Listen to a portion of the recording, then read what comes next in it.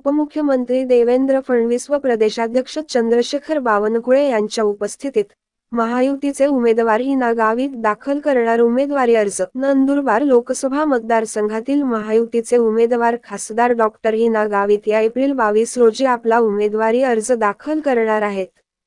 त्यांच्या उमेदवारी अर्ज दाखल करण्यासाठी महाराष्ट्र राज्याचे उपमुख्यमंत्री देवेंद्र फडणवीस व भाजपाचे प्रदेशाध्यक्ष चंद्रशेखर बावनकुळे हे उपस्थित राहणार आहेत.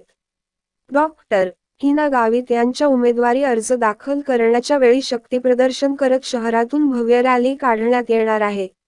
रॅली समाप्तीनंतर डॉक्टर हिना गावित या आपला उमेदवारी अर्ज दाखल करणार आहेत.